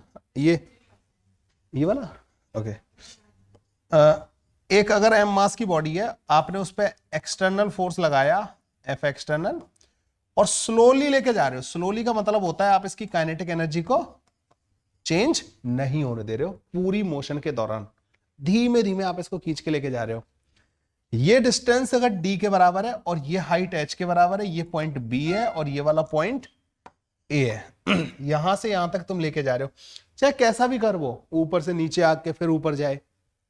ठीक है, if a body is pulled along the rough curve surface slowly without changing kinetic energy by an external force always acting tangentially to the surface, तो फ्रिक्शन का जो वर्क होता है ना यहाँ पे, वो माइनस का mu M into G into D के बराबर होता है। फ्रिक्शन नेगेटिव वर्क करेगा इस पे ना। ग्रेविटी का वर्क जो है वो माइनस का एम जी एच के बराबर होता है। हाँ, वो work done by external force जो होगा, एक्सटर्नल इन दोनों के बराबर करेगा, क्योंकि काइनेटिक एनर्जी चेंज नहीं करनी, तीनों का सम जीरो आना चाहिए। इस पॉइंट को नोट कर लेना। बहुत मतलब अच्छे क्वेश्चन। तो अब यहां से नोट करना चालू करो क्वेश्चंस को तुम, इसीलिए तो मैं कह रहा हूँ कहीं से बीच में छोड़ो मत। मैं स्लाइड वाली ओपन कर देता हूँ, कर लो। हाँ, बीच में जहां पर भी अगर मोमेंटम बिगड़ा फिर खराब हो जाएगा नोट्स। लिखो, ये लिख लिया ना, एक एक करके स्टेप, एक एक वही लिखते जाओ, पॉइंट लिखते जाओ और आंसर लिखते जाओ उसका।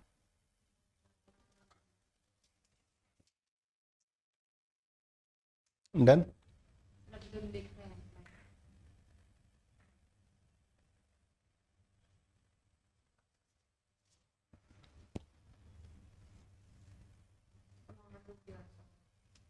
लिखो।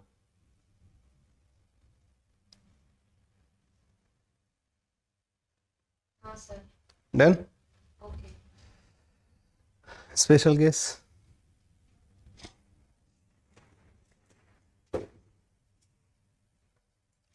मैं बहुत ज्यादा ही तेज पढ़ा रहा था, अब मुझे लग रहा है कि ये ऐसे तो हमारा सिलेबस लंबा खींचेगा, पर ये अच्छा लग रहा है मेरे को। लिखो जो चुपचाप नोट करो। नोट कर। मैं कहीं पे छोड़ेगा नहीं तो कुछ भी ना, ये पूरा नोट करना है तेरे को। जाने से पहले कॉपी चेक करनी है। हाँ इसकी कॉपी चेक करा करेंगे है ना, तब तक मैं भी जाऊंगी। फिर इसको यहाँ पे बैठा के नोट्स बनाऊंगा ना, हाँ, सही बोल रहे। बना के दिखा के तब जाएगा। तो क्या बोलते थे, इम्पोर्टेंट इम्पोर्टेंट मैं भी लिखता हूँ।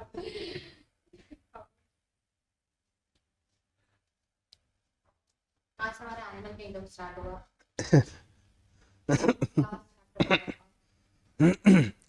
उसके बाद कब तक खत्म हो जाएगा सिलेबस? मतलब इस वीक में ना पूरा? हमेशा के लिए। ओके।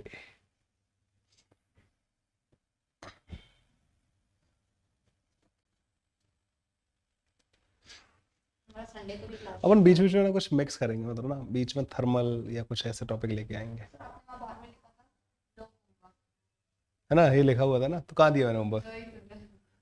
वहाँ पे लिखा था फन एक्टिविटी। तो फन एक्टिविटी क्या चल रहा है? ये इतना आराम आराम से तो पढ़ा रहा हूँ, मस्ती करते करते पढ़ रहे हैं अपन, जो है ना फन एक्टिविटी।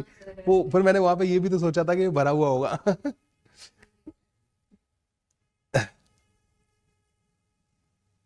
और तुम लोग बच्चे अच्छे निकल आए, मतलब ना पढ़ने वाले। तो अब हुआ क्या कि मैं होमवर्क देना नहीं चाहता, लेकिन तुम लोग कहते हो नहीं सर हमें तो होमवर्क दो, ये वो, तो अच्छे बच्चे मिल जाते हैं ना, तो फिर टीचर जो है ना थोड़ा सा डेविएट हो जाता है पाथ से ना। वो चाहता है कि इन बच्चों को ना जो चाहिए इनको प्रोवाइड करते हैं, इसलिए करता हूँ मैं ये सब, मेरी वजह से नहीं। होमवर्क तुम लोगों को अगर दिया जाता है that is because of you people.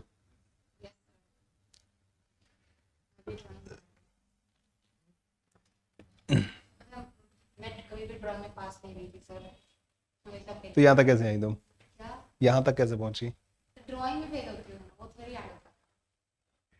हमारे तो स्कूलों को भी ऐड कर मुझे देते बोनस मिलता था 86 मार्क्स, जलवा था हो गया। Done. Work done by variable force पे आ चुके हैं हम लोग ना, कांस्टेंट फोर्सेस के वर्क हम पढ़ चुके हैं। अब आते हैं work done by variable force. देखो इस समय ना तुम लोगों ने कभी एक चीज रियलाइज की हो कि तुमने देखा होगा एफ और एक्स का जब कर्व बना होता है, ग्राफ बना होता है, तो हम उसका एरिया अंडर द कर्व बोल देते हैं। तो पता है तुम्हें आधी चीजें पता है उसके बारे में, पूरा पता ही नहीं है उसके बारे में। बेसिकली वो जो फोर्स होता है ना वो एक्स डायरेक्शन में ही होता है, ये अंडरस्टूड होता है, मतलब ना काइंड ऑफ। वो फोर्स वाई और जेड डायरेक्शन में, जो एक्स के साथ दे रखा है तो एक्स के साथ ही होगा, तो इसीलिए मैंने यहाँ पे लिखा है उसको ना, उन केसेस को मतलब प्रॉपर आप लोगों को समझाने के लिए। अगर फोर्स यूनिडायरेक्शनल है, मान लो ऐसे लिखा हुआ है force is equal to F of X और आई कैप डायरेक्शन में, मतलब फोर्स डिपेंड भी एक्स पे ही कर रहा है ओनली। अगर वो वेरिएबल भी है तो वो सिर्फ एक्स कोऑर्डिनेट पे ही डिपेंड कर रहा है और एक्स डायरेक्शन में ही है। अच्छा, अब फोर्स जब वेरिएबल होता है ना, तो तुम ये फॉर्मूला नहीं लगा सकते एफ डॉट एस वाला। क्यों नहीं लगा सकते? कांस्टेंट फोर्स के लिए था फॉर्मूला, क्योंकि एफ की वैल्यू क्या रखोगे, फोर्स की वैल्यू तो हर जगह पे चेंज होती रही है। इंटीग्रेशन कर लेंगे ना। तो हम क्या कहते हैं कि छोटे से डिस्प्लेसमेंट के लिए हम उस फोर्स को कांस्टेंट कंसीडर कर सकते हैं, माना कि उसकी वैल्यू चेंज हो रही है, लेकिन एक छोटे से डिस्प्लेसमेंट के लिए उसकी वैल्यू को हम क्या मान सकते हैं, कांस्टेंट कंसीडर कर सकते हैं। फिर हम कांस्टेंट वाला ही फॉर्मूला लगाएंगे, लेकिन छोटे से डिस्प्लेसमेंट के लिए लगाएंगे। तो मान लो वो जो छोटा सा डिस्प्लेसमेंट है ना, वो ds वेक्टर है, और ds वेक्टर को लिखते हैं dx i कैप प्लस का dy j कैप, ठीक है ना? x डायरेक्शन में भी चेंज हो रहा हो, अच्छा z भी हो सकता है, ऐसा हो सकता है कि पार्टिकल z डायरेक्शन में भी जा रहा हो, ठीक है? तो ये ऐसा हो गया डिस्प्लेसमेंट। अब क्या होगा, वर्क जब लिखोगे ना, छोटा सा वर्क dw, तो वो आएगा f vector dot ds vector के बराबर, इन दोनों का डॉट प्रोडक्ट करोगे। जब डॉट प्रोडक्ट करोगे तो सिर्फ आई कैप से मल्टीप्लाई होगा, ठीक है? तो ये आ जाएगा तुम्हारे पास f जो कि फंक्शन ऑफ x है इंटू dx। तो जब टोटल वर्क कैलकुलेट करोगे ना इस फोर्स का, इंटीग्रेशन ऑफ f जो कि फंक्शन ऑफ x होना चाहिए इंटू dx, ठीक है? यहीं से निकल के आता है बच्चों कि it is also equal to, yes, also equal to area under f versus x कर, ठीक है ना? तो फोर्स जो है ना, ये फंक्शन ऑफ x होना चाहिए। और एक्स डायरेक्शन में होना चाहिए, तभी आप इसको कर पाओगे। अगर मान लो फोर्स वाई डायरेक्शन में लेकिन एक्स का फंक्शन है और पार्टिकल जा रहा है एक्स डायरेक्शन में, क्यों करेंगे इंटीग्रेट? जब वाई डायरेक्शन में तो डिस्प्लेसमेंट हमारा एक्स डायरेक्शन हो रहा है, उसका जीरो आएगा वर्क। मान लो वो फंक्शन वैसा है लेकिन वो आई कैप डायरेक्शन में ही होना चाहिए फोर्स, तो ये वो फोर्स है जो एक्स डायरेक्शन वाला है इनटू एक्स। मान लो इसका ऐसे दे रखा है एरिया ये एरिया ए के A1 के बराबर है, ये A2 के बराबर है, तो वर्क पता है कितना आएगा? A1 माइनस का ये तो मुझे पता है वैसे। A2 के बराबर, ठीक है। हाँ, पॉजिटिव एरिया और नेगेटिव एरिया हमें कंसिडर करना पड़ेगा। नहीं नहीं, अभी तो कुछ भी नहीं है, अभी तो बहुत सारे क्वेश्चंस हैं इसमें, नहीं तो फिर ऐसे हो नहीं पाएगा, 3 लेक्चर लग जाएंगे और अपने पास टाइम कम है, तो 5:30 भी नहीं हुआ।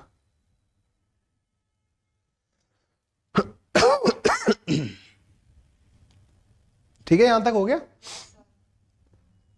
ओके, तो ये तो मैं करा चुका हूँ ऑलरेडी ना, ये फिर यहां पे क्यों आई?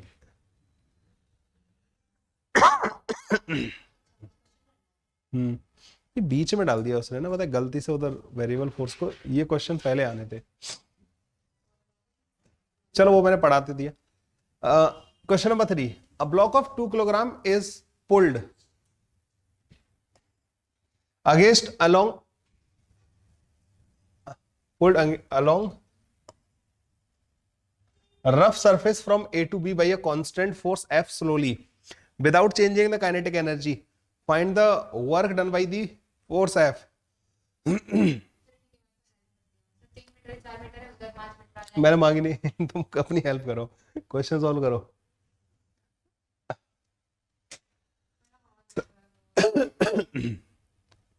करो करो जल्दी करो। Find the work done by F, F का वर्क बताना है और इसको स्लोली स्लोली आपने पुल किया है। वही तो मैं सोच रहा था, वो बीच में ना पेज कुछ गड़बड़ हो गई है, पहले आ गया, अदरवाइज मुझे वर्क एनर्जी थ्योरम के पहले क्वेश्चंस कराने थे, तो ये work energy theorem for a particle का क्वेश्चन है। अब यहाँ से ज्यादातर क्वेश्चंस ही हैं, अगली क्लास में स्प्रिंग फोर्स और वो सब कराएंगे ना, वेरिएबल फोर्स के कंजर्वेटिव और नॉन कंजर्वेटिव भी तो आता है ना, तो मैंने उसके कहीं क्वेश्चंस नहीं देखे। इन बुक्स में नहीं थे मतलब।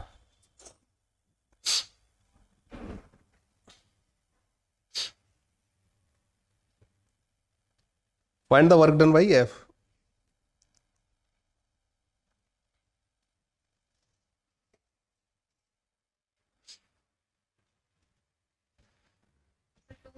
2007 में सबसे अच्छा कोचिंग प्रोग्राम का रेजोनेंस था। हाँ मतलब काफी लंबे टाइम तक टॉप पे रहा है। अब तो वही कराते थे 2007 में, उनको 1,20,000 पर मंथ सैलरी मिलती थी। ये बता रहे थे।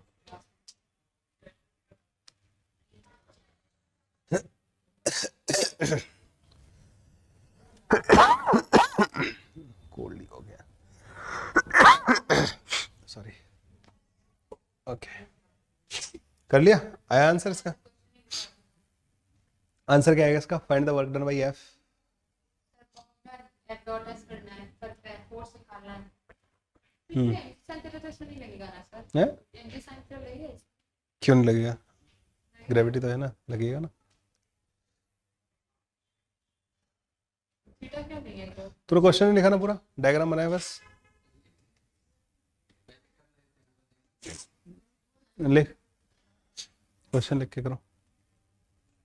कैसे करेंगे find work done by F? तो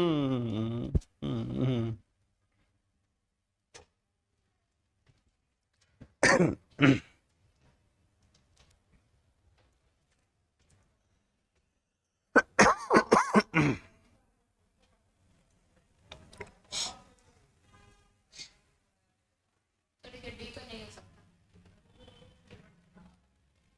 ए या सी।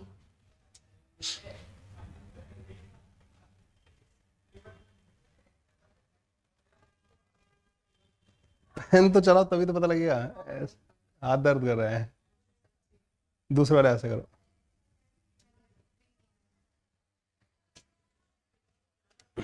देखो तुम चाहते तो इसको उससे भी सॉल्व कर सकते थे कि वर्क डन बाई फ्रिक्शन जो है ना माइनस का mu M G into D के बराबर होगा, बिकॉज स्लोली लेके जा रहे हो आप इसको ना, मैंने तुम्हें अभी बताया था स्पेशल वाला केस। तो आप इसको ऐसे भी लिख सकते थे माइनस का म्यू, म्यू 0.5 है नॉट 5, म्यू जो है माइनस का 0.5 मतलब 1/2 इंटू एम इंटू जी, और डी हो जाएगा 4 के बराबर, तो this comes out to be minus का 40 जूल। ठीक है, वर्क डन बाई फ्रिक्शन आ गया। वर्क डन बाई ग्रेविटी कितना होगा, माइनस का mgh के बराबर, तो माइनस का 2 इंटू 10 इंटू एच, एच कितना है 3, माइनस का 60 जूल आ गया।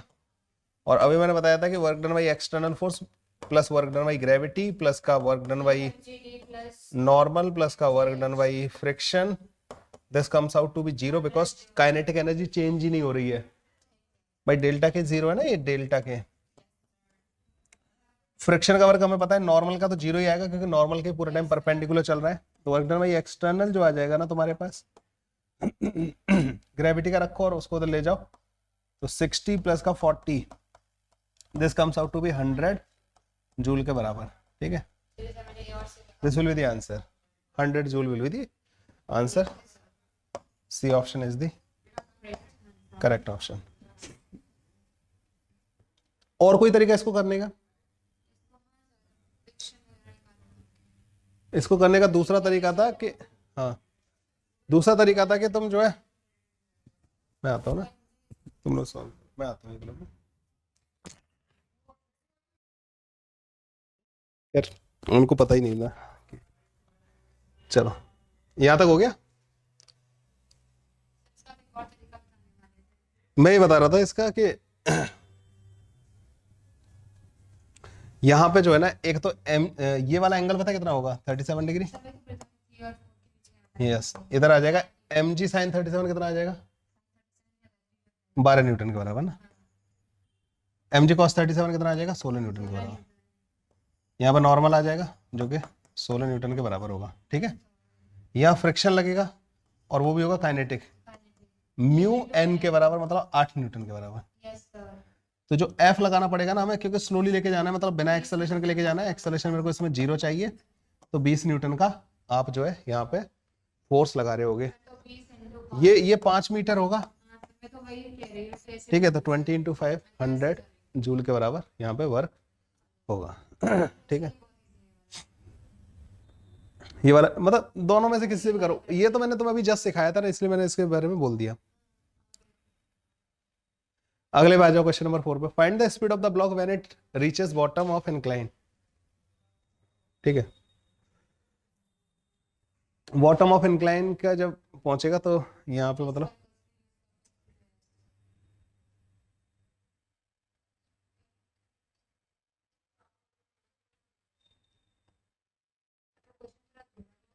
है, नहीं मुझे लगता है कि सब कुछ है इसमें।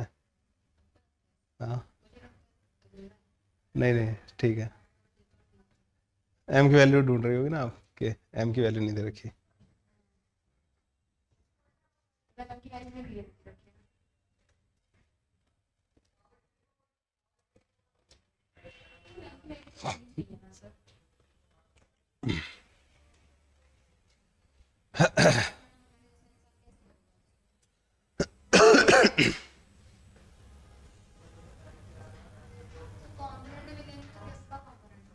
हम्म,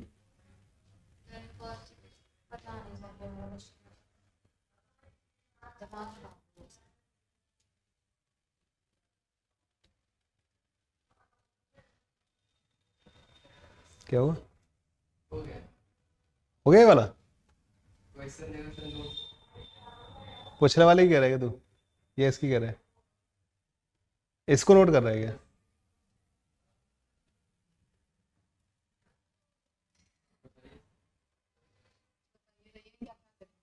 देखो ऐसे देखो, यहाँ पे जो है ना एम जी नीचे की तरफ लगेगा, तो एम जी का कंपोनेंट आएगा इधर की तरफ ना, एम जी साइन 37, और नॉर्मल इधर आएगा और एम जी कॉस 37 इधर की तरफ आ जाएगा। ठीक है, mg sin 37 की वजह से नीचे आएगा, उन दोनों का तो वर्क आएगा नहीं, ओनली वर्क आएगा किसका, mg sin 37 का, ग्रेविटी के इस वाले कंपोनेंट का ही वर्क आएगा।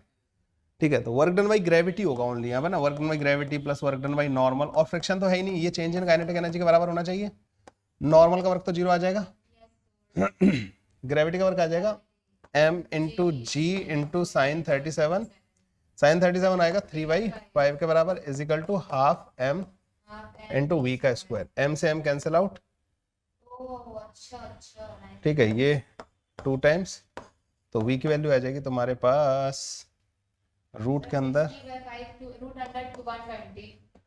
120 कहाँ गया, मेरा तो under root 120. एक मिनट let me think. अच्छा 10 मीटर से मल्टीप्लाई करना भूल गया ना मैं, डिस्टेंस डिस्प्लेस उससे भी तो मल्टीप्लाई करना पड़ेगा, तो रूट के अंदर 120 आ रहा होगा। ठीक है, C option is the correct option, इसलिए m मैंने नहीं दिया था क्योंकि मैंने v पूछा था, वो कट जाएगा। ठीक है, तो mg, तो अभी तो क्वेश्चंस हैं आगे, क्वेश्चंस तो करा रहा हूँ, अब तो तुम्हें अच्छा लगना चाहिए, लो है ना, ये वाला क्वेश्चन है, force acting on a particle is given as function of x, then find the work done by force on particle in 5 seconds.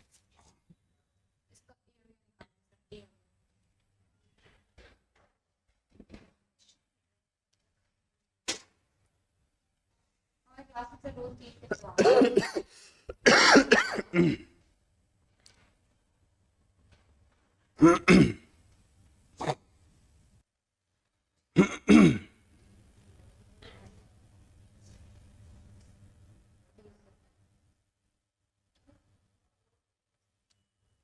तो इसका जो हैं.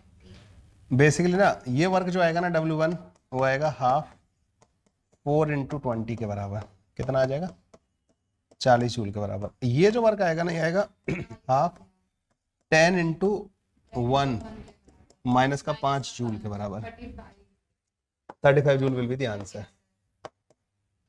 सर एक मिनट लिखने में तुरंत स्किप. नहीं मैं देखना चाह रहा था, एक और क्वेश्चन है ना, हाँ आगे एक और है।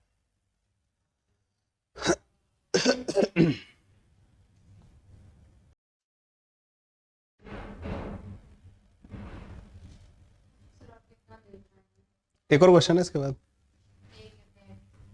एक नहीं मतलब 2 क्वेश्चन है, मतलब एक में ही 2 हैं। वैसे यहाँ खत्म कर सकते हैं, वैसे उनको we can leave those questions.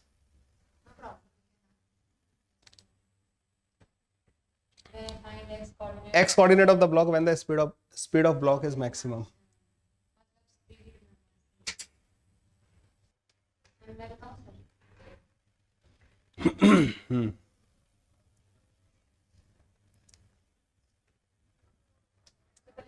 Force के कारण फोर्स निकालने वाले फ्रिक्शनल फोर्स के कारण. देखो यहाँ पे जो फ्रिक्शन होगा ना वो बेसिकली x बढ़ने के साथ साथ बढ़ेगा। ये वाला जो फोर्स है ये फ्रिक्शन इसको अपोज कर रहा होगा, लेकिन फ्रिक्शन स्टार्टिंग में मतलब कम होगा, जैसे से आगे चलता जाएगा ब्लॉक x की वैल्यू बढ़ती जाएगी, फ्रिक्शन बढ़ते बढ़ते एक टाइम ऐसा आएगा जब ये और फ्रिक्शन दोनों बराबर हो जाएंगे, उस जगह पे नेट फोर्स 0 हो जाएगा। जिस जगह नेट फोर्स 0 होगा उस जगह तक ये इसकी स्पीड बढ़ाएगा, उससे और आगे जाने पे फ्रिक्शन और बढ़ जाएगा तो वो और स्लो करना चालू कर देगा। तो जिस जगह नेट फोर्स 0 हो रहा होगा मतलब 10 माइनस का फ्रिक्शन कोफिशिएंट x/2 दे रखा है इनटू mg, ये जहां 0 हो रहा होगा तो x की वैल्यू आ जाएगी तुम्हारे पास 2 मीटर के बराबर। क्या कौन सा? अरे म्यू इंटू mg करके लिख दिया ना मैंने उसका वैल्यू, म्यू इंटू mg करके लिख दिया तो x की वैल्यू 2 मीटर आ जाएगी। ठीक है, तो सी ऑप्शन आ जाएगा हमारे पास, जो कि और वो मैक्सिमम स्पीड पता करनी है आपको ना during the motion, what will be the maximum speed. तो चलो मैं इसको बता देता हूं। बेसिकली तुम्हें पता है क्या करना है, इस 2 मीटर के दौरान वर्क एनर्जी थ्योरम लगा दो, वहां पे मैक्सिमम स्पीड पता लग जाएगी। तो work done by this 10 newton, work done by friction is equal to delta K. ठीक है ना, कितने टाइम के लिए लगाना है? फ्रिक्शन और 10 न्यूटन, तो 10 न्यूटन का वर्क आएगा 10 इंटू 2, फ्रिक्शन का आएगा, फ्रिक्शन का यहाँ पे वर्क वेरिएबल आएगा, क्योंकि फ्रिक्शन फोर्स है यहाँ पे mu x upon 2 into M G, यह friction into D X, and this would be equal to change in kinetic energy half M V max into V max का square. इसकी limit लगाना 0 से लेके 2 तक, ठीक है। 2 मीटर में ही तो पता करना है, तो 20 माइनस का 5 2 का square divide by 2 is equal to V max का स्क्वायर डिवाइड बाई 2। तो यहाँ पे आ रहा होगा 10 20 10, तो वी मैक्स आ रहा होगा रूट के अंदर 2√5 आ रहा होगा मीटर पर सेकेंड, ठीक है। बी ऑप्शन आ रहा होगा। ये वाला नहीं आया। कौन सा वाला नहीं है? 20 माइनस 5 इंटू 2 प्लस 5 कैसे किया? ये इसका इंटीग्रेशन किया ना, ये तो 5 हो गया, यहाँ पे बाहर आ गया। x का इंटीग्रेशन होगा x स्क्वायर बाई 2, तो x की लिमिट रख दी मैंने 2, 2 का स्क्वायर डिवाइड बाई 2 आ गया हमारे पास ना। डन आज के लिए ना।